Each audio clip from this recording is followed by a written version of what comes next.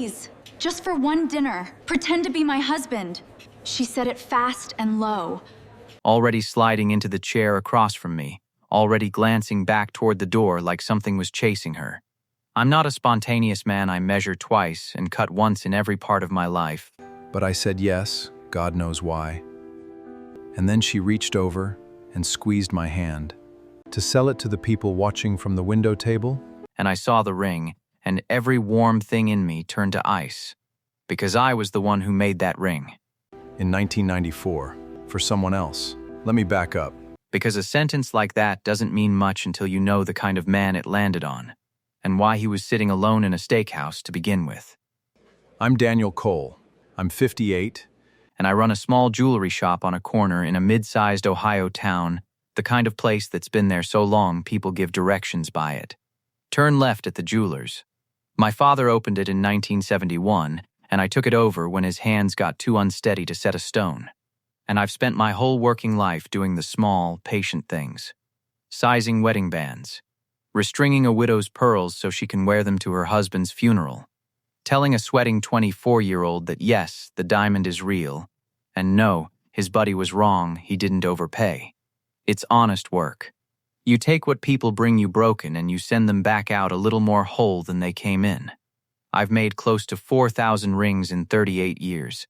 And there's a thing about that I need you to understand. Because the whole rest of this turns on it. A man knows his own work. A mother knows her child's cry in a crowded room. A jeweler knows a ring he made with his own 2 hands the way he knows his own face in a mirror. That's not pride. It's just true. I never married. People assume that's a sad thing, a man who spends every day up to his elbows in other people's love and has none of his own to show for it. And maybe it is. But most days it didn't feel like a wound. It felt more like a room in the house I'd closed off a long time ago and simply stopped walking past. You can live a whole good life in the other rooms. I did. I had my shop, my regulars, my father's old radio playing in the back, a stray cat that adopted the alley door. I told myself that was plenty, and on most days I even believed it. That particular Thursday I was at Antonelli's, the old steakhouse 2 blocks from the shop, because it was my father's birthday. He'd been gone 6 years and I still went every year on that date and ordered the ribeye he always ordered and sat by myself and had a conversation with a man who couldn't answer. It's the kind of thing you do when you're the last one left who remembers somebody. So I wasn't looking for anything that night. I was the furthest thing from it. I was a 58-year-old man having dinner with a ghost. I was halfway through the meal when she came across the dining room fast, not quite running, but close, with one hand holding her small purse against her side, and her head turned back toward the entrance like she was tracking something. And then she was in the chair across from me, and the words came out of her in that low rush. Please, just for one dinner, pretend to be my husband, I'll explain. I'll pay for your meal. Please, and here is the thing I still can't fully explain. I looked at her face, and it wasn't a con and it wasn't a game. It was the face of a person who has run all the way out of good options and is standing at the end of a very short list of bad ones. Late 30s, dark hair coming loose from where she'd pinned it up.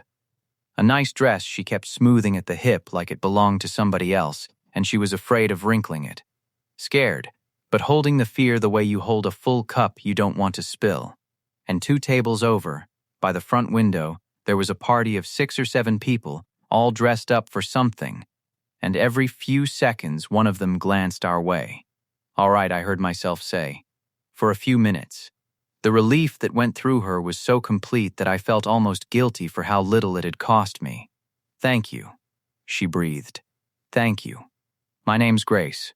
If they come over and they will, you're my husband. 4 years. We met, she stopped, and something flickered across her face. What's your name? I just grabbed the first person sitting alone who looked kind. I said. I was going to say safe, but kind, too. Daniel. Daniel, she repeated, like she was memorizing it. We've been married 4 years, Daniel, and we're very happy, and if anyone asks how we met, we'll figure it out together, okay? Just please, follow my lead. And then she reached across the table and laid her hand over mine and squeezed, a small, warm public gesture for the benefit of the window table, and that's when I saw it. a white gold band, a small oval sapphire, cornflower-blue, flanked by two little diamonds. And the setting had a flaw in it.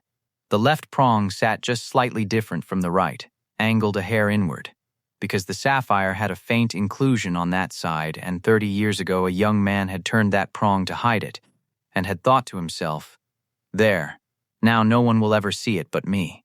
I knew that ring the way you know your own handwriting. I made that ring. In the winter of 1994, at my father's bench, staying late 3 weeks running, for a woman named Clare Bishop, who I was going to marry, and who disappeared out of my life without a single word 2 weeks before I could give it to her, and who I never saw again. I must have made a sound, or gone white because Grace's rehearsed smile slipped. "Daniel, are you all right? Where did you get that ring?" I said. She blinked. "What?" "The ring. On your hand. Where did it come from?" But before she could answer, the older woman from the window table was standing at our table, beaming down at us, and Grace transformed in an instant, spine straight, face bright, the terror packed away somewhere behind her eyes. "Aunt Ruth, this is Daniel. Daniel, this is my Aunt Ruth." "So this is the famous mystery husband," Ruth said, looking me over with the frank, unhurried appraisal of a woman who has earned the right to size people up. "We were beginning to think Grace made you up out of thin air." "He's real," Grace said, and laughed, and it was a good laugh, warm and easy and completely convincing, but under the table her hand had found my knee and was gripping it like a drowning swimmer grips a rope. Now, I want to tell you I handled the next 10 minutes with grace. I didn't, but 4 decades of standing across a counter from people at the biggest, most breakable moments of their lives had taught me one useful skill, which is how to keep my face still while everything behind it comes apart. So I stood. I shook Ruth's hand. I said it was good to finally meet Grace's family, and I meant it to sound like a husband, and it must have, because Ruth's whole face softened. She told us they'd love for us to come by the window table and say hello to everyone before we left, patted Grace's cheek with real affection, and went back to her people. And then it was just the two of us again, and Grace let out a long breath and dropped her forehead almost to the tablecloth. "I am so sorry," she said. "I know that was insane. I'll explain everything, I owe you that. I just have to get through tonight or I'm going to lose." She stopped herself. "You keep staring at my hand." "Grace," my voice came out lower and stranger than I meant it. "I need you to tell me where you got that ring." Something in the way I said it made her sit up straight and really look at me. "It was my grandmother's," she said slowly. "Evelyn. She raised me. She was more my mother than my mother ever was. She died a little over a year ago and she left it to me." "Why?" "Daniel, why do you look like you've seen a ghost?" "Because in a way I have," I said. "I made that ring." The words landed in the space between the breadbasket and the water glasses and just sat there. Grace stared at me. "I made that ring," I said again, quieter, "in the winter of 1994, in my father's shop, 40 minutes from where we're sitting right now. That sapphire has an inclusion on the left side, a little dark flaw, and I turned the left prong inward to hide it. Look at it. Look at the prongs. The left one sits different from the right. Nobody sets a stone that way by accident. I did it on purpose 30 years ago, and I did it for a woman I was going to marry named Clare Bishop, who left this town 2 weeks before I could put that ring on her hand, and who I have not seen or heard from in 30 years. I've handed people a lot of hard, strange news across a jeweler's counter over the years. This stone is glass, not diamond. This ring was sized for a different woman last spring. This belonged to someone before it was your mother's. I know the faces people make.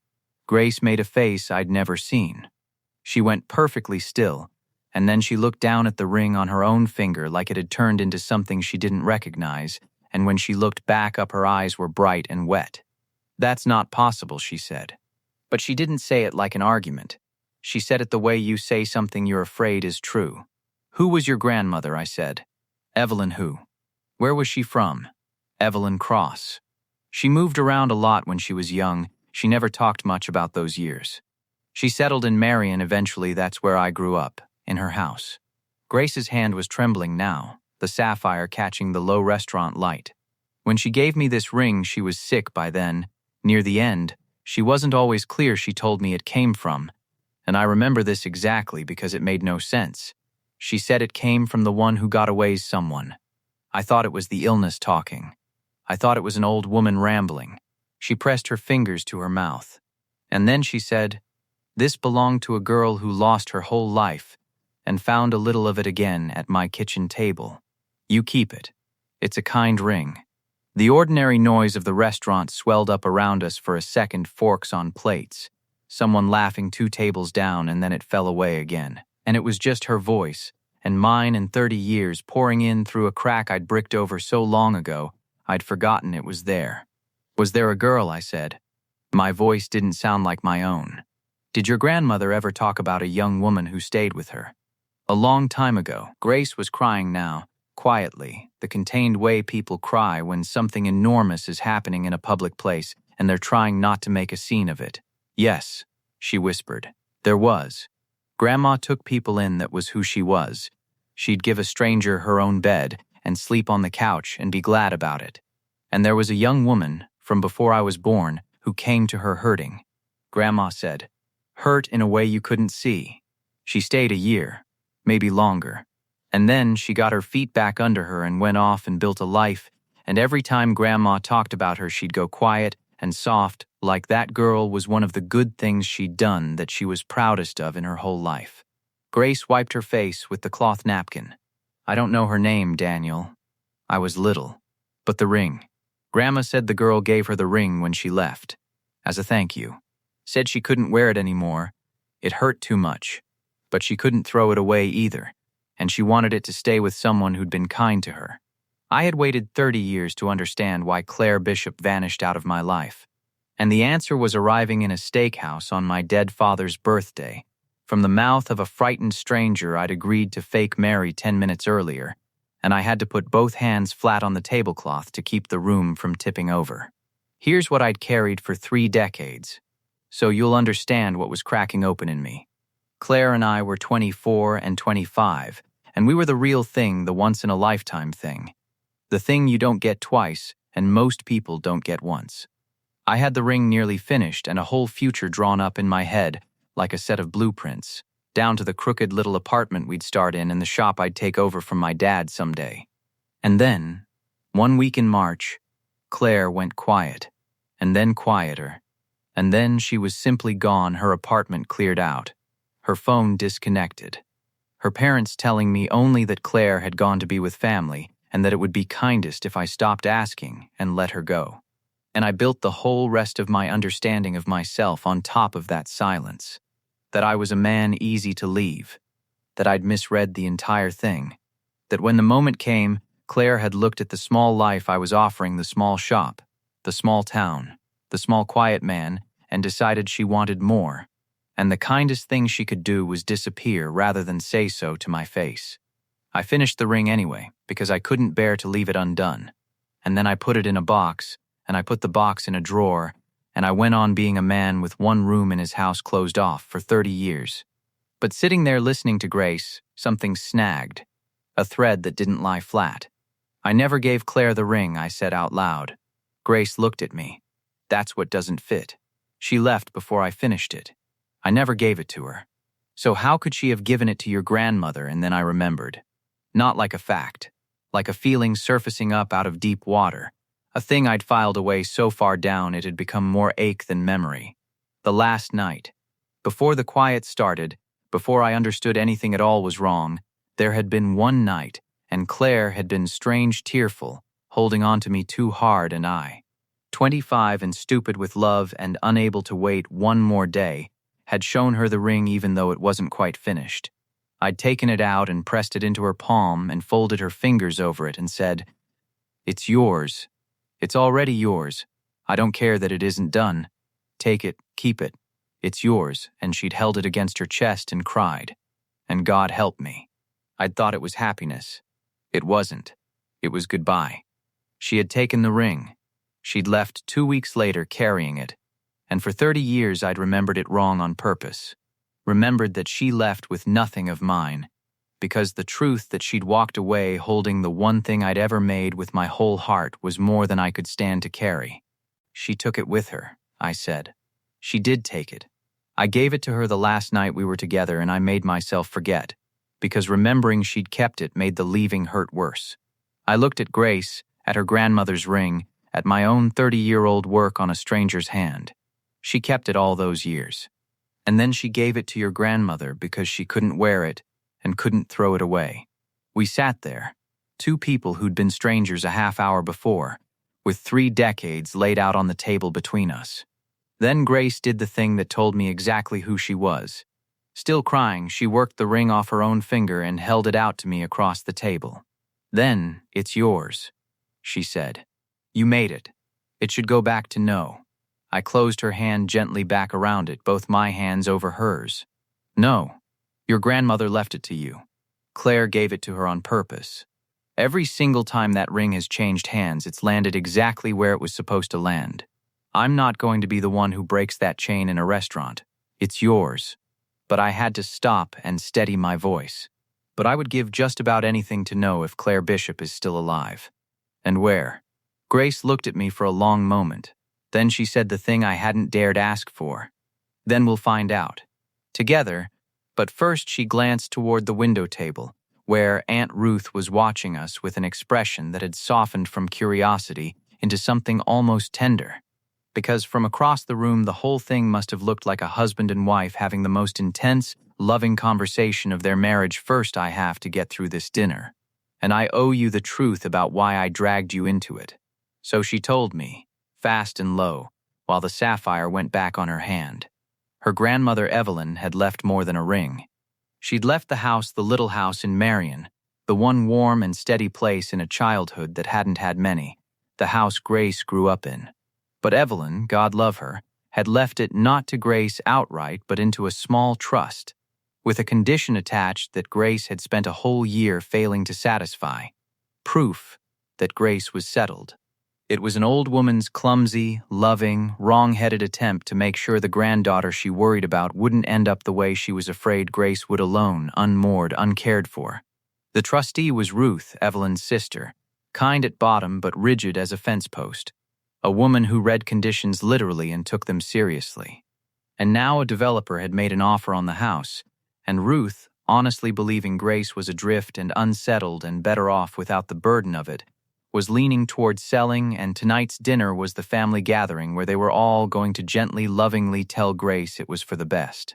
And Grace, cornered and grieving and proud and completely out of moves, had panicked in the parking lot and decided that if she could just walk in with a husband, if she could just look settled for one single night, she could buy herself the time to fight it properly. "It's not a scam," she said, and her chin came up. "I want you to understand that. I'm not trying to steal anything or trick anyone out of money. It's my grandmother's house. It's the last thing I have of her. I just needed one night to not be the family's sad case, the poor thing they all worry about at holidays. And I picked you because you were sitting alone, and you had a kind face, and I was desperate. And I swear on everything, Daniel, it has nothing to do with the ring I didn't know. I had no idea. I know, I said. I know you didn't. And then I did something I hadn't planned to do. I stood up, and I offered Grace my arm, and I walked her across that dining room to the window table, and I met her whole family. And when Ruth asked how the two of us had met, I said Grace had come into my shop to have a ring looked at, and I'd never quite managed to let her leave, which got a warm laugh from the table, and which happened to be, in a way not one of them could have known, the truest thing I said all night. And I talked to Ruth. Not to deceive her exactly, but to tell her something real. I told her that her sister Evelyn, a woman I had never once met, had taken in a hurting young stranger 30 years ago and given her a year of kindness and a seat at her kitchen table, and that this kindness had traveled 3 decades and arrived at my table tonight like a gift dropped out of the sky, and that a woman who raised a girl to hand back a wedding ring rather than pawn it had plainly not raised somebody adrift. I watched Ruth's face change while I said it. I don't know that I saved the house that night, but I put a hairline crack in her certainty, and I've learned that a crack is where the light gets in and everything starts. We found Clare 11 days later. It wasn't dramatic. It was a jeweler and a woman with an internet connection and Grace's grandmother's old address book, which Grace still had in a shoebox of Evelyn's things. Evelyn had kept it in her careful, slanting hand, and near the back, filed under B, off by herself and not with the family, there was a name. Clare and a phone number, crossed out and rewritten twice over the years, the way you keep updating the number of somebody you fully intend to hold on to. Clare Bishop had never entirely left Evelyn's life. The woman who'd been rescued and the woman who'd done the rescuing had stayed in touch for decades, right up until Evelyn died. Grace's grandmother had known exactly whose ring she was passing down. The one who got away's someone. She just couldn't have known that she was handing it to a granddaughter who would one day. By a chance, that doesn't have a good enough name. Sit down across a steakhouse table from the man who made it. I called the number from the shop, after closing, with the lights off and only the little lamp burning over the workbench, the same bench where I'd built the ring in 1994. It rang 4 times.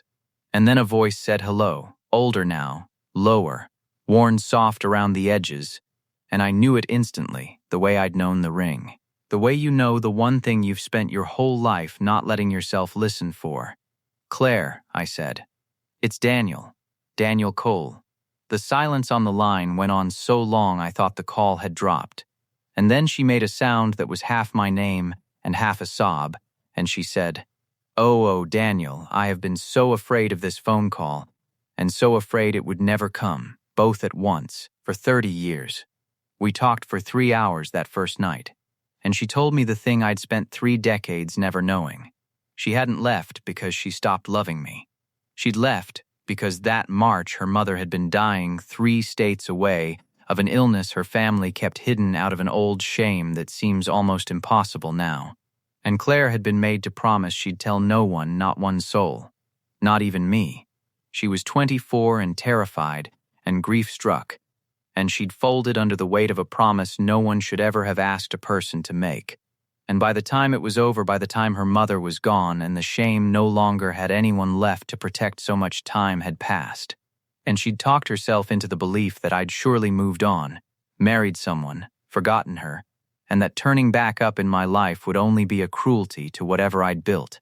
So she carried the ring and the silence, and let both of them quietly define her, the exact same way I had let the silence define me. 2 people on opposite sides of a wall neither of us ever knew was made of nothing but fear and bad timing. She'd nearly not survived that year, she told me. And a woman named Evelyn Cross, a stranger who found her at the lowest a person can go, had taken her in and fed her and sat up with her and slowly, patiently handed her back to herself. And when Claire finally left to build a life, she married. Eventually, she'd been widowed a few years now. She'd had a good life. A real one. She needed me to know that. She hadn't spent 30 years locked in a tower. She'd given Evelyn the ring. Because she couldn't wear it, and couldn't sell it, and couldn't throw away the one thing Daniel Cole had ever made with his hands. She'd told Evelyn, keep it with someone good. And Evelyn had. For 30 years. And then handed it to a girl she raised, who carried it, unknowing, straight back to me. Do you understand the odds of that? Claire said, and she was crying and laughing both at once. There aren't odds for a thing like that, Daniel. There's no number for it. No, I said. There isn't. I'd like to tell you Claire and I fell straight back into each other, and it was 1994 all over again. It wasn't, and it shouldn't have been, and by 58 I'd finally learned the difference between a second chance and a time machine. We met a few weeks later, halfway between her town and mine, at a diner off the highway, 2 gray-haired people who'd loved each other once when the whole world was young. And it was real, and it was tender, and it was also 30 years too late to be the thing it would have been. What we found instead was better than nothing and far truer than a fantasy. We got to finish the sentence we never got to end. She got to hear me say, at last, that I never once believed she'd thrown me away. I got to hear her say she'd loved me the entire time, and had been too broken and too young and too bound by a terrible promise to ever find her way back. We closed the door gently, together, from the same side this time, and that, it turns out, is its own kind of healing. We're friends now, real ones, the kind you can only be with a person who knew you when you were somebody else. Because some second chances aren't a door you walk back through. Some of them are just a wound you finally, mercifully, get to close. But the ring wasn't finished traveling, and this is the part I truly did not see coming. Because somewhere in those 11 days of searching, and the long dinners after, and the fight to save Evelyn's house which we won, in the end, Ruth came all the way around, and there's a photograph on my shop counter now of Grace standing on that porch in Marion with the keys in her hand and her whole face lit up somewhere in the middle of all of it. Grace and I stopped being two strangers who'd faked a marriage over a steak and became something I still don't have a tidy word for. She started coming by the shop. She'd sit on the stool on the customer side of the counter while I worked, the way Claire used to, 30 years and an entire lifetime ago, except Grace wasn't the ghost of anyone. Grace was entirely, vividly herself, quick and warm, and a little bruised by the world in a way that fit a bruise in me I'd stopped noticing I had. She's a good deal younger than I am, and I said so, more than once, and she told me she had spent her whole life being informed by other people what mattered and what didn't, and that those people had a poor track record. And would I kindly let her decide this one thing for herself? So we went slow. We're still going slow. I'm a man who measures twice. But I'll tell you what I know for certain. The ring I made in 1994 came back to me across 30 years, carried the whole way by nothing but human kindness passed from hand to hand, and it came back on the finger of the person I was meant to meet. Not to give me my past back, to walk me toward the rest of my life. She wears it still. Grace does her grandmother's ring, the ring I made for Clare, the ring that lost a whole life and found a little of it again at a kind woman's kitchen table. I offered her once, gently, to make her one of her own, brand new. No history, no ghosts, no 30 years of other people's sorrow set into the gold. She looked at me like I'd suggested something faintly insane. "Daniel," she said, "this one already knows the way home. I've made close to 4,000 rings in my life, and a man knows his own work the way a mother knows her child's cry. But that one knew more than I ever did. It knew, the whole 30 years I spent believing I was a man too small and too quiet to keep, that it was only taking the long way back to me. It just needed a frightened stranger to sit down at my table on my father's birthday and say, 'Pretend to be my husband,' just for one dinner, and reach across, and put her hand over mine, so that at long last I could look down and see it, and finally understand that nothing I'd made with love had ever really been lost. It was only ever traveling home,